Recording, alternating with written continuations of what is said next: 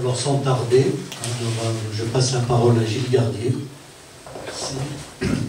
Merci beaucoup.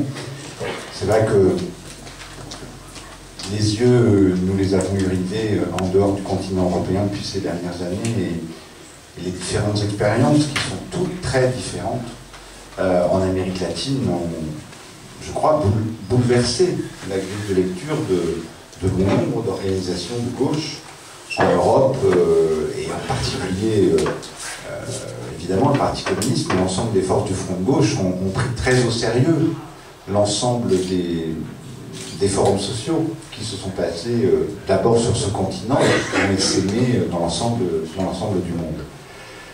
Parce qu'il faut bien voir que dans notre histoire, l'histoire de la gauche en France,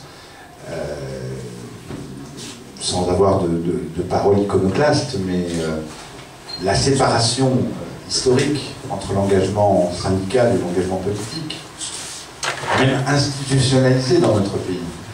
Hein, la charte d'Amiens est fondatrice des relations entre les organisations syndicales et les partis politiques.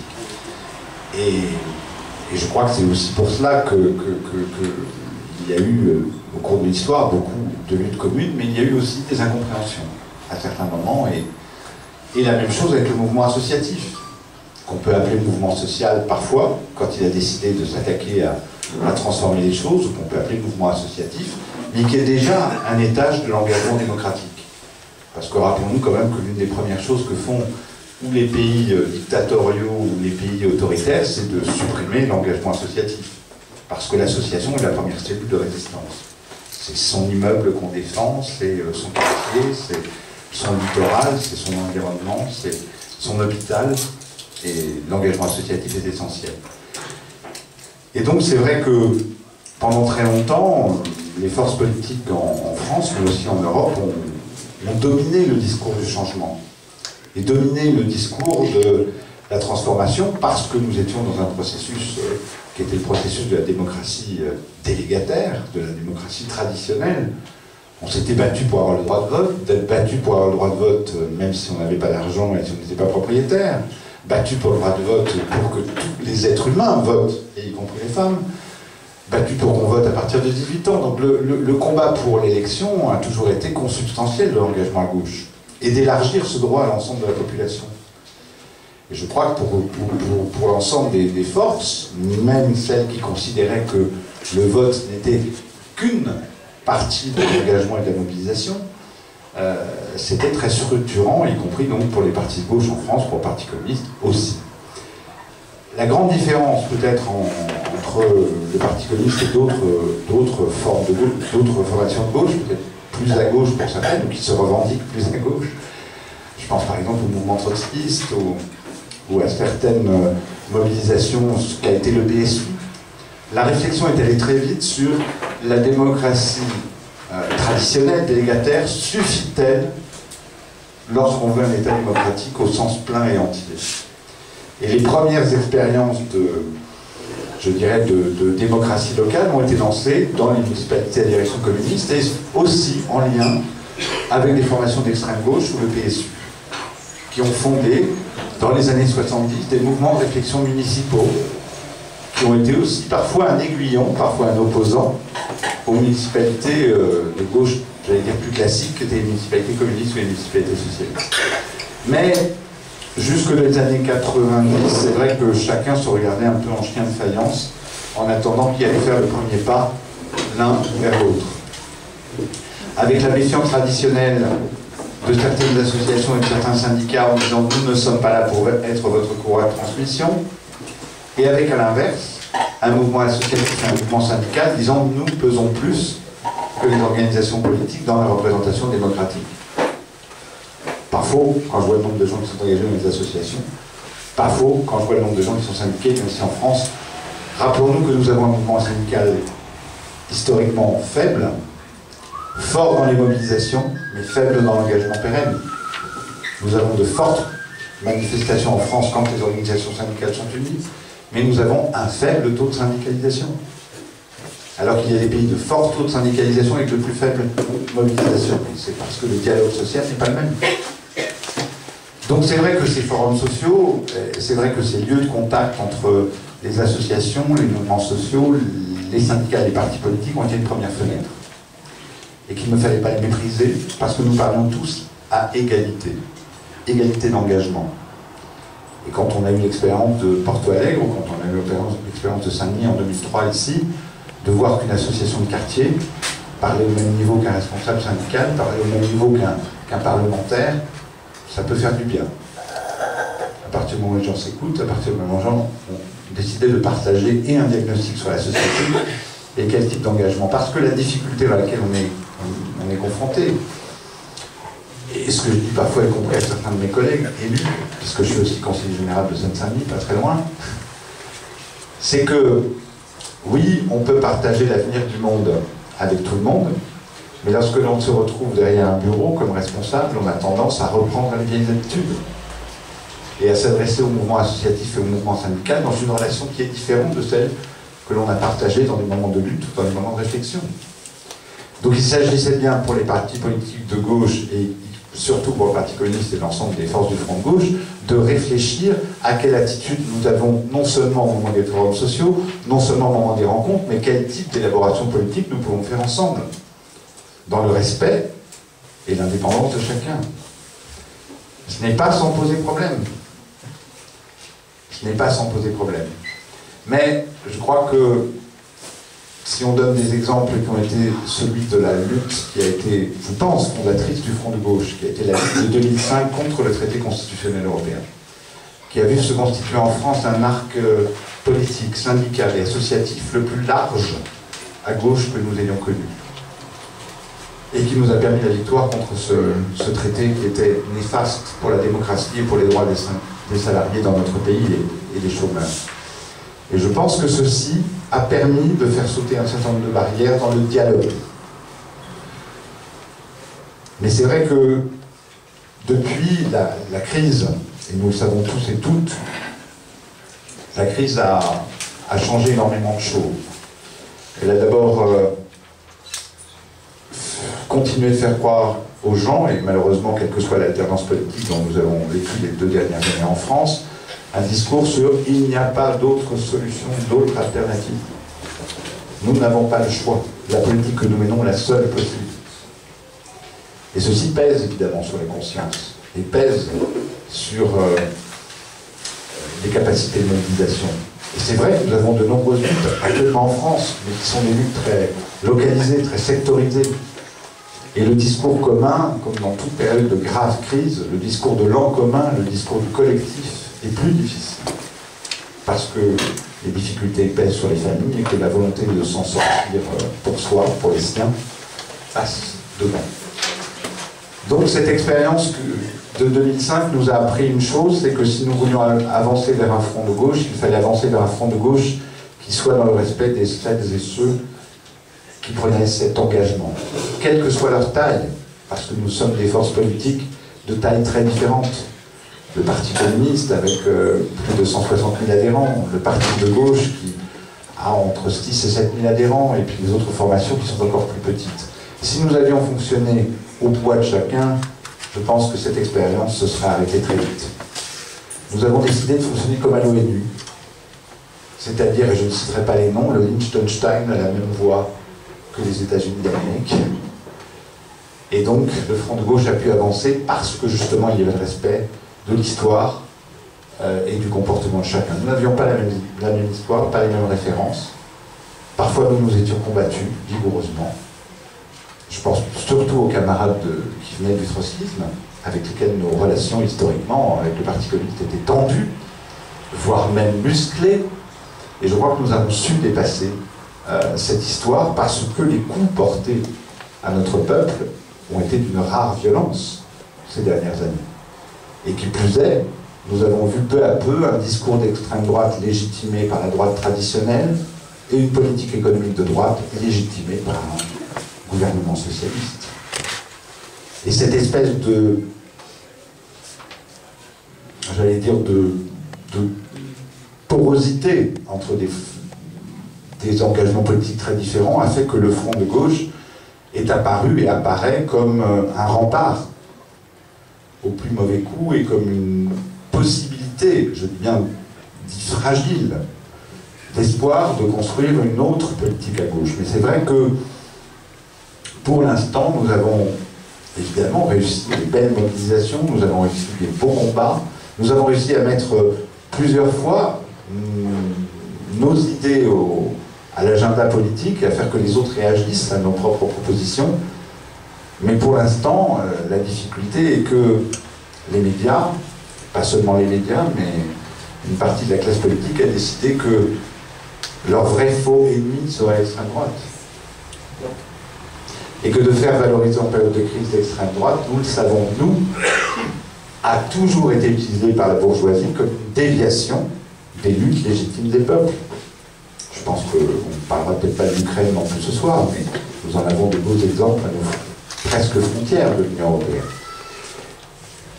Et cette tentative répétée plusieurs fois dans l'histoire de choisir un mouvement d'extrême droite pour représenter l'opposition à l'institution est une vieille ficelle de la bourgeoisie et du capitalisme mondial. Elle le fait en Hongrie, elle le fait en Grèce, elle le fait en Russie, elle le fait dans d'autres pays en Ukraine. Donc nous ne sommes pas en dehors du monde, mais nous avons réussi, je crois, sur certains aspects à faire que de nombreux syndicalistes, à titre individuel, non pas au nom de leur syndicat, de nombreux responsables associatifs, ont décidé que le Front de gauche en France et que le parti de la gauche européenne au niveau européen était désormais un interlocuteur valable. Et je pense par exemple que le fait que Bernadette Ségol, qui est la présidente de la Confédération européenne des syndicats, soit venue pour la première fois au congrès du parti de la gauche européenne, elle l'a dit en marge, désespérée de l'attitude de ses camarades socialistes, puisqu'elle était elle-même socialiste et qu'elle le dit, je crois, fait que le parti de la gauche européenne et le Front de gauche en France devient un interlocuteur. Alors nous sommes à une crise de croissance, ce que connaît tout mouvement politique, avec des choix à faire. Et ce choix à faire, principalement, je le vois dans comment pouvons-nous accueillir au sein du Front de gauche l'ensemble de ces hommes et de ces femmes qui n'ont pas envie de s'engager dans un des partis politiques qui fait partie de l'alliance du Front de gauche. C'est une question pour tout le monde. Alors on peut le regretter que l'engagement politique ne soit plus un automatisme, l'a-t-il été. Et donc il est nécessaire, je crois, de travailler à faire que ces hommes et ces femmes qui ont envie de s'engager pour le changement, ça vaut pour la France, mais ça vaut pour le monde entier, puissent le faire au sein du Front de gauche. Il faut trouver, il faut qu'on cherche, mais il faut trouver. Dans le respect de chacun, et dans le respect de chacun de son histoire et de son engagement. Deuxième chose, je pense qu'il faut démultiplier les luttes qui font que nous sommes à égalité d'engagement, syndicats, associations et partis. Je donne un dernier exemple, c'est celui de l'accord transatlantique. Le collectif en France et les collectifs qui se font actuellement dans l'ensemble du pays rassemblent des gens comme ATTAC, des organisations syndicales, des animateurs de la lutte contre le gaz de schiste et des partis politiques comme le parti de gauche de l'Europe Écologie Les Verts et le Parti communiste français. Comme nous l'avons fait au moment du traité constitutionnel. Nous pouvons avoir ces mobilisations. Il y a un débat philosophique plus long pour chacune de nos organisations et dans chacun de nos pays. C'est comment faire que se rejoignent la mobilisation et l'engagement. La mobilisation, c'est savoir partir ensemble pour un objectif précis, se donner cet objectif comme victoire possible, y arriver si possible. Mais ce qui peut manquer après, c'est la permanence de l'engagement. Parce que d'autres mobilisations viennent et qu'il est toujours handicapant pour le mouvement populaire, handicapant pour les ouvriers, pour la classe ouvrière, de devoir recommencer à s'organiser pour une nouvelle mobilisation. C'est comme ça que sont les organisations syndicales et les partis politiques. C'est la permanence de l'engagement, avec des moments forts et des moments de creux. Et même quand on subit l'oppression, même quand on subit les agressions, même quand on subit l'ostracisme, il faut des organisations qui tiennent. Parce que nous savons que ce n'est sans organisation dans cette ville de Paris, qui va fêter dans quelques mois son 70e anniversaire de la Libération, sans des organisations, même peu nombreuses, même clandestines, il n'y aurait pas eu le mouvement populaire qui a amené à la libération de Paris par lui-même. Donc il faut bien voir à travailler cette mobilisation populaire et la transformer en engagement permanent. Peut-être pas sous la forme de parti, c'est à elle de choisir. mais de le transformer en engagement permanent. Et c'est ça, principalement, que nous ont appris les expériences d'Amérique latine. C'est que la forme n'a plus été seulement une mobilisation. La forme des partis de gauche, comme ça nous a été dit, c'était un peu assoupi dans un simple électoralisme, et que si on veut être un parti révolutionnaire, oui, il faut avoir un pied, c'est tout du moins le discours du Parti communiste du Front de gauche, oui, il faut avoir un pied partout dans les institutions, pour les bousculer, pour écarter, pour trouver des possibles, mais dans le même temps, être dans toutes les mobilisations, mais dans le respect de celles-ci. Quand les partis les organisent, nous devons accueillir les autres. Mais quand les autres les organisent, nous devons y aller modestes, à notre place, mais dans la mobilisation. Et je crois que c'est par ce respect mutuel, désormais ce salut traditionnel du Front de gauche à l'ensemble d'une mobilisation sociale et associative, que le dialogue entre les organisations syndicales, les mouvements sociaux et le Front de gauche a pu se créer. Alors, qu'est-ce qui fait qu'au jour d'aujourd'hui, nous ne sommes pas encore arrivés à faire que ce mouvement soit, y compris majoritaire à gauche? J'y vois deux raisons. La première, c'est qu'après les 10 années de droite, et en particulier 5 années Sarkozy, la volonté de le mettre dehors et d'être sûr qu'on le mette dehors, comme traditionnellement les élections présidentielles en France sont faites d'abord pour choisir la tête de gondole, excusez-moi de l'expression, mais la politique en France est devenue très consumériste. C'est pas les idées, c'est les têtes, c'est les visages. Et je crois que là-dessus, bien évidemment, le personnage de Hollande a pu se rassurer une partie de la population, même celle qui voulait le changement, que Jean-Luc Mélenchon, même si grâce à Jean-Luc Mélenchon, nous avons retrouvé des scores que la force à gauche du Parti socialiste n'avait pas connu depuis de nombreuses années. Et nous lui en sommes gré. Mais dans le même temps, les gens savent que nous, communistes, Front de gauche, notre espace politique n'est qu'à gauche. Et que si le Parti socialiste, comme je l'ai dit tout à l'heure, tourne le dos à des engagements traditionnels de la gauche, le Parti communiste est un espace de dialogue avec la social-démocratie. Et nous continuons de penser que, même si actuellement il est très difficile d'avoir un espace de dialogue, et je vais terminer sur ces mots, avec le Parti socialiste en tant que tel, nous savons qu'un grand nombre d'électeurs, un grand nombre de militants socialistes sont désarçonnés, sont déçus, sont profondément meurtris par les décisions qui ont été prises par leur gouvernement et leur président. Donc nous devons, nous aussi, en tant que force de gauche, en tant que front de gauche, tendre la main à ces électeurs et à ces électrices qui sont déçus, désabusés, et qui pour l'instant regardent le paysage politique sans s'engager. Donc j'ai profondément confiance, comme nous l'avons fait au plan européen avec le Parti de la gauche européenne et avec l'Alter-Sommet à Athènes, comme nous l'avons fait cette fois-ci en entrant dans le collectif national contre l'accord transatlantique, et bien qu'il y ait dans ce pays des convergences fortes, comme il y en a évidemment dans bon nombre de pays, mais je ne suis pas là pour les juger, je suis là pour écouter les expériences des autres. Eh bien, je pense que c'est la seule manière de faire sauter les verrous. Les choses ne sont pas simples, et ça a été dit, y compris en Bolivie. Il reste, et c'est normal, des tensions, parce qu'on ne parle pas de la même place, parce que le syndicat, même s'il est en convergence avec l'exécutif, il a forcément une position syndicale.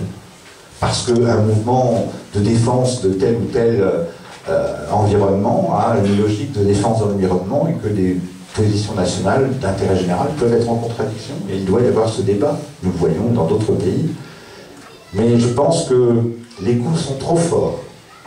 La situation est trop grave en Europe, et toutes les conséquences, évidemment, d'abord sur la façade méditerranéenne et tous les pays du pourtour méditerranéen, mais bien au-delà, s'il n'y a pas, dans les années, mais même dans les mois qui viennent, une véritable insurrection citoyenne, au sens non pas d'un putsch militaire, non pas forcément d'une révolution armée, mais d'une prise de conscience collective, je pense que cet accord qui est en train de se dessiner entre une droite et une social-démocratie nous amènera dans une société d'une impasse politique, et je pense qu'il nous faut faire que les verrous s'ouvrent et que les portes s'ouvrent. Donc nous sommes, pour notre part, dans cet état d'esprit. Pierre Laurent a résumé en disant le point tendu sur les idées, mais la main ouverte à l'ensemble de ceux et celles qui veulent travailler avec nous. Donc c'est dans cet esprit que je pense vous avoir décrit le moment où on est, le Front de gauche, pour lequel j'espère évidemment un très bel avenir, parce que dans ce pays, c'est quand il y a une convergence entre les fortes mobilisations sociales et un gouvernement de gauche intelligent qu'on a vu les plus grandes avancées sociales pour le peuple français, et je ne fais que lui souhaiter cela pour lui et donc pour moi-même. Merci à vous. Merci.